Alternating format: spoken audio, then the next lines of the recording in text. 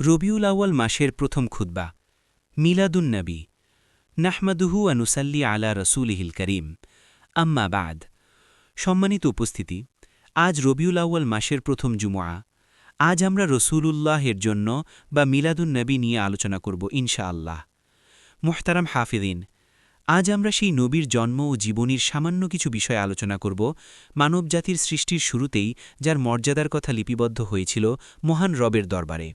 সহি হাদিসে ইরবাদ ইবনে সারিয়া রাদিয়াল্লাহু আনহু বলেন, আমি রসূলুল্লাহ সাল্লাল্লাহু আলাইহি ওয়াসাল্লামকে বলতে শুনেছি, ইন্নী আবদুল্লাহি ফি উম্মিল কিতাবি লাখাতামুন নবিয়্যিন, ইন্নী ইনদাল্লাহি মাকতুবুম বিখাতামিন নবিয়্যিন, ওয়া ইন্না আদম লামুনজাদিলুন ফি তিনাতিহি, وسأنبئكم بتأويل ذلك بأول ذلك دعوة أبي إبراهيم وبشارة عيسى قومه ورؤيا أمي التي رأت حين وضعتني أنه خرج منها نور أضاءت له قصور الشام وكذلك ترى أمهات النبيين صلوات الله عليهم।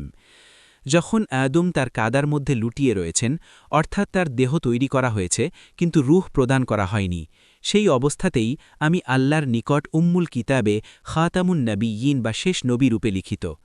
আমি তোমাদেরকে এর শুরু বা ব্যাখ্যা সম্পর্কে জানাব। তা হল আমার পিতা ইব্রাহিমের দোয়া, ঈসার সুসংবাদ এবং আমার আম্মার দর্শন। তিনি যখন আমাকে জন্মদান করেন তখন দেখেন যে তার মধ্য থেকে একটি নূর জ্যোতি নির্গত হল, যার আলোয় তার জন্য সিরিয়ার প্রাসাদগুলি আলোকিত হয়ে গেল।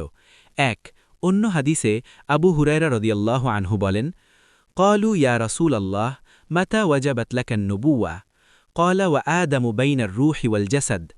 তারা বললেন, হে আল্লাহর রসূল, কখন আপনার জন্য নবুয়ত স্থিরকৃত হয়? তিনি বলেন, যখন আদম দেহ ও রূহের মধ্যে ছিলেন তখন। হাজার হাজার বছর ধরে নবী রসূলগণ ভবিষ্যদ্বাণী করেছেন এবং বিশ্বাসী মানুষেরা অধীর আগ্রহে অপেক্ষা করেছেন তার আগমনের। এ সকল ভবিষ্যদ্বাণীর বিস্তারিত আলোচনা খুতবার স্বল্প পরিসরে সম্ভব নয়। শুধু ইহুদি ও খ্রিস্টান সম্প্রদায়ের নিকট বিদ্যমান বাইবেল থেকে কয়েকটি উদ্ধৃতি প্রদান করব। পাশ্চাত্যের সকল বাইবেল গবেষক একমত যে ইহুদি ও খ্রিস্টানগণ বিভিন্নভাবে তাওরাত, জাবুর ও ইঞ্জিলের মধ্যে বিকৃতি, পরিবর্তন, সংযোজন ও বিরোজন করেছেন। তারা মুহাম্মদ সাল্লাল্লাহু আলাইহি ওয়াসাল্লাম বিষয়ক ভবিষ্যদ্বাণীগুলি বিকৃত করেছেন। তারপরও অনেক ভবিষ্যদ্বাণী রয়ে গিয়েছে যা তারা পুরো বিকৃত করতে পারেনি। যেমন বাইবেলের তাওরাত নামে কথিত অংশের প্রথম পুস্তক জেনেসিস বা আদি পুস্তকের 17 অধ্যায়ের 20 আয়াতে আল্লাহ ইব্রাহিম আলাইহিসসালামকে প্রতিশ্রুতি দেন যে ইসমাইলের বংশ থেকে একটি মহান জাতি তৈরি করবেন। এরপর তাওরাতের পঞ্চম পুস্তক ডিউটেরনমি বা দ্বিতীয় বিবরণ নামক গ্রন্থের 18 অধ্যায়ের 18 আয়াতে লিখিত হয়েছে যে আমি উহাদের জন্য উহাদের ভ্রাতৃগণের মধ্য হইতে, অর্থাৎ বনি ইসরায়েলের ভ্রাতৃগণ বনি ইসমাইলের মধ্য থেকে এক সদৃশ ভাববাদী রাসূল উৎপন্ন করিব ও তাহার মুখে আমার বাক্য দিব, আর আমি তাহাকে যাহা যাহা আজ্ঞা করিব তাহা কিনি উহাদিগকে বলিবেন। দ্বিতীয় বিবরণের 33 অধ্যায়ের 2 আয়াতে বলা হয়েছে, সদাপ্রভু সিনয় হইতে আসিলেন, সেইর হইতে তাহাদের প্রতি উদিত হইলেন, পারান পর্বত হইতে আপন তেজ প্রকাশ করিলেন ও 10 সহস্র পবিত্রের সহিত আসিলেন। তাহাদের জন্য তাহার দক্ষিণ হস্তে অগ্নিময় ব্যবস্থা ছিল। আরবের মক্কাকে পারান বলা হতো। বাইবেলে বিভিন্ন স্থানে উল্লেখ করা হয়েছে যে ইসমাইল আলাইহিসসালাম পারান প্রান্তরে বসতি স্থাপন করেন। এখানে সিনয় হইতে আগমন বলতে মুসা আলাইহিসসালামের আগমন, সেইর হইতে উদিত হওয়া বলতে ঈসা আলাইহিসসালামের আগমন ও পারান হইতে তেজ প্রকাশ বলতে মুহাম্মদ সাল্লাল্লাহু আলাইহি ওয়াসাল্লামের আগমন বোঝানো হয়েছে। আর তিনি মক্কা বিজয়ের সময় 10,000 পবিত্রকে সাথে নিয়ে এসে মানবতার জন্য অগ্নিময় বিধান কুরআন দিয়ে গিয়েছেন। ইসমাইল আলাইহিসসালামের পুত্র কেদারের নামানুসারে বাইবেলে বিভিন্ন স্থানে আরবদেরকে কেদার বংশীয় বলা হয়েছে। বাইবেলের পুরাতন নিয়মের একটি পুস্তক যিশাইয়া নবীর পুস্তক। এই পুস্তকের 21 অধ্যায়ের 13 থেকে 17 আয়াতে রাসূলুল্লাহ সাল্লাল্লাহু আলাইহি ওয়াসাল্লামের হিজরত, পথিমধ্যে তিহামার উম্মু মাআবাদ থেকে পানি ও দুগ্ধ গ্রহণ ও 1 বছরের মধ্যে বদর যুদ্ধে কুরাইশদের পরাজয়ের বিষয়ে বলা হয়েছে। আরব দেশের ওপরে দায়িত্ব। হে সদানীয় পথিক দলসমূহ, তোমরা বনের মধ্যে রাত্রি যাপন করিবে। তোমরা তৃষিতের কাছে জল আনো। হে টেমাদেশবাসীরা, তোমরা অন্ন লইয়া পলাতকদের সহিত সাক্ষাৎ করো, কেননা তাহারা খড়গের সম্মুখ হইতে, নিষ্কষিত খড়গের, আকর্ষিত ধনুর ও ভারী যুদ্ধের সম্মুখ হইতে পলায়ন করিল। বস্তুতঃ প্রভু আমাকে এই কথা কহিলেন, বেতনজীবীর বৎসরের ন্যায় আর 1 বৎসর কাল মধ্যে কেদরের সমস্ত প্রতাপ লুপ্ত হইবে, আর কেদর বংশীয় বীরগণের মধ্যে অল্প ধনুর্ধর মাত্র অবশিষ্ট থাকিবে।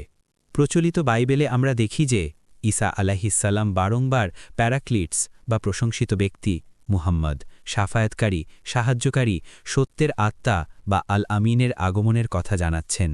খ্রিস্টান পাদ্রীগণ এগুলির বিভিন্ন ভুল ব্যাখ্যা করে খ্রিস্টানদেরকে বিভ্রান্ত করে। স্পষ্টতই এখানে মুহাম্মদ 5-এর আগমনের কথা বলা হয়েছে। বাইবেলের ইঞ্জিল শরীফ বলে কথিত অংশে যোহনের লেখা ইঞ্জিলের 16 অধ্যায়ের 7, 12, 13 আয়াতে বলা হয়েছে, Nevertheless I tell you the truth, it is expedient for you that I go away, for if I go not away, the Comforter, Parakletos বা Perikletos, will not come unto you, but if I depart, I will send him unto you.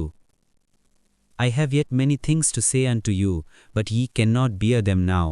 Howbeit, when he, the Spirit of truth, is come, he will guide you into all truth. For he shall not speak of himself, but whatsoever he shall hear, that he shall speak, and he shall shew you things to come. তথাপি আমি তোমাদিগকে সত্য বলিতেছি, আমার যাওয়া তোমাদের পক্ষে ভালো, কারণ আমি না গেলে সেই ফারাক্লিত, প্যারাক্লিটস, সুপারিশকারী বা পেরিক্লিটস, প্রশংসিত ব্যক্তি তোমাদের নিকটে আসিবেন না। কিন্তু আমি যদি যাই, তবে তোমাদের নিকটে তাহাকে পাঠাইয়া দিব। তোমাদিগকে বলিবার আমার আরও অনেক কথা আছে, কিন্তু তোমরা এখন সেই সকল সহ্য করিতে পারো না। পরে তিনি, সত্যের আত্মা সাদেক আল আমিন, যখন আসিবেন, তখন পথ দেখাইয়া তোমাদিগকে সমস্ত সত্যে লইয়া যাইবেন। কারণ তিনি আপনা হইতে কিছু বলিবেন না, কিন্তু যাহা যাহা শোনেন তাহাই বলিবেন, এবং আগামী ঘটনাও তোমাদিগকে জানাইবেন। এরূপ অনেক স্পষ্ট ভবিষ্যৎবাণী বাইবেলের মধ্যে রয়েছে। রেভারেন্ড প্রফেসর ডেভিড বেঞ্জামিন আর্মেনিয়ার একজন বিশপ ছিলেন। তিনি খ্রিস্ট ধর্মের উপরে সর্বোচ্চ লেখাপড়া করেন এবং Greek, Latin, Syrian, Aramaic, Hebrew, কাল্ডীয় ইত্যাদি ভাষায় সুপণ্ডিত ছিলেন। 1900 সালের দিকে তিনি ইসলাম ধর্মগ্রহণ করেন। তার রচিত অনেকগুলি মূল্যবান পুস্তকের একটি মুহাম্মদ ইন দ্য বাইবেল। এ পুস্তকে তিনি এ জাতীয় অনেক ভবিষ্যৎবাণী উল্লেখ করেছেন। এছাড়া মুসল্লিদেরকে বিশেষ করে আল্লামা রাহমাতুল্লাহ কিরানবী লিখিত ইজহারুল হক গ্রন্থটি পাঠ করতে অনুরোধ করছি। বইটির বাংলা অনুবাদ ইসলামিক ফাউন্ডেশন কর্তৃক প্রকাশিত হয়েছে। হাজিরিন, মানবতার অপেক্ষার পালা শেষ হল। মহান আল্লাহর মহান নবীর আগমনের সময় হল। ইব্রাহিম আলাইহিসসালামের দোয়ার বাস্তবায়নে ইসমাইল আলাইহিসসালামের বংশে, আরবে শ্রেষ্ঠতম কুরাইশ বংশে রসুলুল্লাহ জন্মগ্রহণ করেন। সহি হাদিস থেকে জানা যায় যে তিনি সোমবারে জন্মগ্রহণ করেন। আবু কাতাদা রাদিয়াল্লাহু আনহু বলেন, রসুলুল্লাহকে সোমবার দিন রোজা রাখা সম্পর্কে জিজ্ঞাসা করা হয়। তিনি বলেন, এই দিনে আমি জন্মগ্রহণ করেছি এবং এই দিনেই আমি নবুয়ত পেয়েছি। আবদুল্লাহ ইবনু আব্বাস রাদিয়াল্লাহু আনহু বলেন, জালিকা ইয়াউমুন ওলিদতু ফিহি ওয়া ইয়াউমুন বুইসতু ফিহি আও উনজিলা আলাইয়া ফিহি। ওলিদান নবিয়্যু সাল্লাল্লাহু আলাইহি ওয়াসাল্লাম ইয়াউমাল ইথনাইন واستنبي يوم الاثنين وتوفي يوم الاثنين وخرج مهاجرا من مكة إلى المدينة يوم الاثنين وقدم المدينة يوم الاثنين ورفع الحجر الأسود يوم الاثنين। রসুলুল্লাহ সোমবারে জন্মগ্রহণ করেন, সোমবারে নবুয়ত লাভ করেন, সোমবারে ইন্তেকাল করেন, সোমবারে মক্কা থেকে হিজরত করে মদিনার পথে রওনা হন, সোমবারে মদিনায় পৌঁছান এবং সোমবারেই তিনি হাজরে আসওয়াদ উত্তোলন করেন। রাসূলুল্লাহর জন্মের সাল সম্পর্কে কায়েস ইবনে মাখরামা রাদিয়াল্লাহু আনহু বলেন, ওলিদতু আনা ওয়া রাসূলুল্লাহি সাল্লাল্লাহু আলাইহি ওয়াসাল্লাম আমাল ফিল ওয়াসাআলা উসমান ইবনে আফফান কুবাস ইবনে আশয়ামা আনতা আকবরু আম রাসূলুল্লাহি সাল্লাল্লাহু আলাইহি ওয়াসাল্লাম فقال رسول الله صلى الله عليه وسلم أكبر مني وأنا أقدم منه في الميلاد ولد رسول الله صلى الله عليه وسلم عام الفيل। আমি ও রসুলুল্লাহ দুজনেই হাতির বছরে জন্মগ্রহণ করেছি। উসমান ইবনে আফফান রাদিয়াল্লাহু আনহু কুবাস ইবনে আশিয়ামকে প্রশ্ন করেন, আপনি বড় না রাসূলুল্লাহ বড়? তিনি উত্তরে বলেন, রাসূলুল্লাহ আমার থেকে বড়, আর আমি তার পূর্বে জন্মগ্রহণ করেছি। রাসূলুল্লাহ হাতির বছরে জন্মগ্রহণ করেন। হাতির বছর অর্থাৎ যে বছর আব্রাহা হাতি নিয়ে কাবায় জন্মগ্রহণ করেন। আমি ও রাসূলুল্লাহ দুজনেই হাতির বছরে জন্মগ্রহণ করেছি। উসমান ইবনু আফফান রাদিয়াল্লাহু কুবাস ইবনু আশিয়ামকে প্রশ্ন করেন, আপনি বড় না রাসূলুল্লাহ বড়? তিনি উত্তরে বলেন, রাসূলুল্লাহ আমার থেকে বড় আর আমি তার পূর্বে জন্মগ্রহণ করেছি। রাসূলুল্লাহ হাতির বছরে জন্মগ্রহণ করেন। হাতির বছর অর্থাৎ যে বৎসর আব্রাহা হাতি নিয়ে কাবাঘর ধ্বংসের জন্য মক্কা শরীফ আক্রমণ করেছিল। ঐতিহাসিকদের মতে এ বছর ৫৭০ বা ৫৭১ খ্রিস্টাব্দ ছিল। হাজিরিন, রাসূলুল্লাহ কোন মাসের কত তারিখে জন্মগ্রহণ করেছিলেন সে সম্পর্কে হাদিসে নববী থেকে কিছুই জানা যায় না। সাহাবিগণের মাঝেও এ বিষয়ে কোনো সুনির্দিষ্ট মত প্রচলিত ছিল না। এ কারণে পরবর্তী যুগের আলিম ও ঐতিহাসিকগণ তার জন্মতারিখ সম্পর্কে অনেক মতভেদ করেছেন। ইবনু হিশাম, ইবনু সাদ, ইবনু কাসির, কাস্তালানি ও অন্যান্য ঐতিহাসিক ও সিরাত লেখক এ বিষয়ে ১২টিরও বেশি মতামত উল্লেখ করেছেন। জন্ম মাসের বিষয়ে ৮টি মত পাওয়া যায়।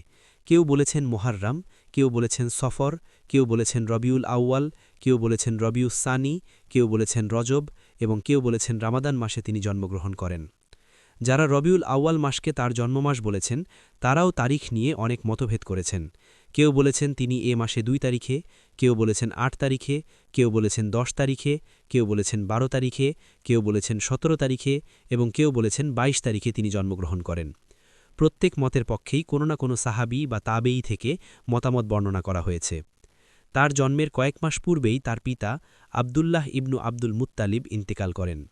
জন্মের পর তার মাতা তার নাম রাখেন আহমাদ আর তার দাদা তার নাম রাখেন মোহাম্মদ।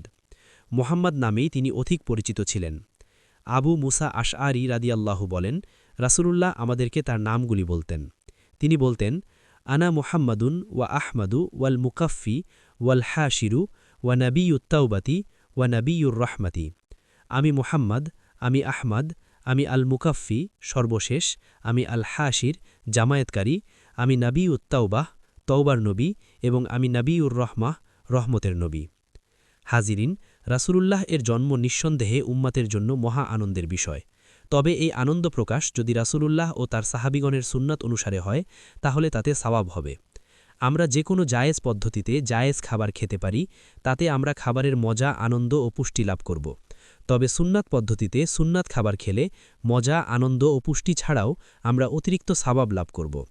আমরা যে কোনো জায়েজ পোশাক যে কোনো জায়েজ পদ্ধতিতে পরিধান করতে পারি, এতে আমাদের সতর ঢাকা ও সৌন্দর্য অর্জন হবে। তবে সুন্নাত পদ্ধতিতে সুন্নাত পোশাক পরিধান করলে আমরা সতর ঢাকা ও সৌন্দর্যের সাথে সাথে সওয়াব ও বরকত অর্জন করব। অনুরূপভাবে রাসূলুল্লাহ এর মিলাদ বা জন্মে আমাদের আনন্দ রাসূলুল্লাহ ও তার সাহাবিগণের সুন্নাত অনুসারে করতে পারলে আমরা এতে অফুরন্ত সওয়াব ও বরকত লাভ করতে পারব। সফর মাসের প্রথম খুতবায় আমরা সুন্নাতের গুরুত্ব জেনেছি। আমরা দেখেছি যে সুন্নাত অর্থ রাসূলুল্লাহ এর হুবহু অনুকরণ। তিনি যে ইবাদতটি যেভাবে পালন করেছেন তা সেভাবে পালন করাই তার সুন্নাত। বিভিন্ন সহিহ হাদিসের আলোকে আমরা দেখেছি যে সুন্নাত ভালোবাসলে ও সুন্নাত জীবিত করলে রাসূলুল্লাহ এর সাথে জান্নাতে অবস্থানের নিয়ামত লাভ করা যাবে। ফিতনার সময় সাহাবিগণের সুন্নাত অবিকল অনুসরণ করলে ৫০ জন সাহাবীর সমপরিমাণ সওয়াব পাওয়া যায়। কাজেই আমরা যদি মিলাদুন নবী রাদিয়াল্লাহু এর আনন্দ অবিকল রাসূলুল্লাহ রাদিয়াল্লাহু সাহাবিগণের পদ্ধতিতে করতে পারি, তাহলে আনন্দ প্রকাশের সাথে সাথে আমরা এরূপ অফুরন্ত সওয়াব লাভ করতে পারব। তাহলে আমরা কেন সুন্নাত পদ্ধতি বাদ দিয়ে নিজেদের ইচ্ছামতো পদ্ধতিতে মিলাদুন নবী রাদিয়াল্লাহু পালন করব? সুন্নাত পদ্ধতিতে সওয়াব কম হয় মনে করে, না সুন্নাত পদ্ধতি বর্তমানে অচল মনে করে? এতে তো সুন্নাত অবজ্ঞা করার গুনাহ হয়ে যাবে। হাজিরিন, মিলাদ পালনের সুন্নাত পদ্ধতি হল প্রতি সোমবার সিয়াম পালনের মাধ্যমে আল্লাহর দরবারে শুকরিয়া জানানো। রাসূলুল্লাহ নিজে আমাদের এ পদ্ধতি শিখিয়েছেন। এছাড়া আমরা দেখেছি যে মুসা আলাইহিসসালাম ও পরবর্তীকালে রাসূলুল্লাহ আলাইহিসসালাম আশুরার দিন সিয়াম পালন করেছেন। এ থেকে আমরা বুঝি যে বড় নেয়ামত ও বিজয়ে আনন্দ ও কৃতজ্ঞতা প্রকাশের ক্ষেত্রে নবীগণের সুন্নাত হল সিয়াম পালন। রাসূলুল্লাহ এর মিলাদ বা জন্মে আনন্দ প্রকাশের দ্বিতীয় সুন্নাত পদ্ধতি হল সর্বদা তার উপর দুরুদ ও সালাম পাঠ করা। তিনি আমাদের জন্য যা করেছেন আমরা জীবন বিলিয়ে দিলেও তার সামান্যতম প্রতিদান দিতে পারব না, কারণ আমরা হয়তো আমাদের পার্থিব সংক্ষিপ্ত জীবনটা বিলিয়ে দিলাম, কিন্তু তিনি তো আমাদের পার্থিব ও পারলৌকিক অনন্ত জীবনের সফলতার পথ দেখিয়েছেন, দেখাতে তার মহান জীবনকে উৎসর্গ করেছেন। তাই রাসূলুল্লাহের প্রতি আমাদের ন্যূনতম দায়িত্ব যে আমরা সর্বদা তার জন্য সালাত ও সালাম পাঠ করব। আল্লাহর জিক্র ও সালাত সালামের জন্য অজু করা শর্ত নয়, তবে তা উত্তম। বসে, শুয়ে, দাঁড়িয়ে, হাঁটতে হাঁটতে, অজুসহ বা অজু ছাড়া সর্বাবস্থায় সালাত সালাম পাঠ করতে হবে। বিভিন্ন সহিহ হাদিস থেকে জানা যায় যে একবার সালাত পাঠ করলে বান্দা নিম্নের ৭ প্রকার পুরস্কার লাভ করে।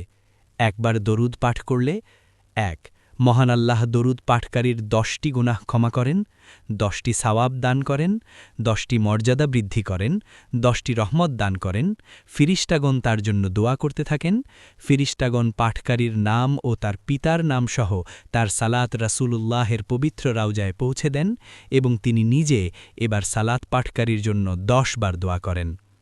বেশি বেশি সালাত পাঠকারীর জন্য রয়েছে অতিরিক্ত 2টি পুরস্কার। প্রথমত, আল্লাহ তার সমস্যা ও দুশ্চিন্তা মিটিয়ে দিবেন এবং দ্বিতীয়ত, রাসূলুল্লাহের শাফাআত তার পাওনা হবে। সালাতের সাথে সাথে সালাম পাঠ করতে হবে। তার উপর সালাম পাঠ করলে স্বয়ং আল্লাহ সালাম পাঠকারীকে সালাম প্রদান করেন, সালাম রাসূলুল্লাহের রাউজা মুবারাকায় ফিরিস্টাগণ পৌঁছে দেন এবং তিনি সালামের উত্তর প্রদান করেন। মিলাদে মুস্তাফায় আনন্দ প্রকাশের ক্ষেত্রে সাহাবিগণের অন্যতম সুন্নাত হল সর্বদা তার সিরাত শামাইল আলোচনা করা। সাহাবিগণ, তাবিঈগণ বা আমাদের ইমামগণ কেউ কখনও 12ই রবিউল আউয়াল বা অন্য কোনো দিনে মিলাদ উপলক্ষে আনন্দ, উৎসব বা সমাবেশ করেননি। তারা সদা সর্বদা সুযোগ মতো রাসূলুল্লাহের জীবনী, জন্ম, সিরাত, সুন্নাত, আখলাক, নির্দেশ এগুলি আলোচনা করতেন। আমাদেরও উচিত সর্বদা সুযোগ মতো এরূপ আলোচনার মাজলিসের আয়োজন করা। রাসূলুল্লাহের আগমনে কৃতজ্ঞতা প্রকাশের অন্যতম দিক হল তার মহান শিক্ষা ও পবিত্রতম চরিত্রের কথা বিশ্ববাসীকে জানানো।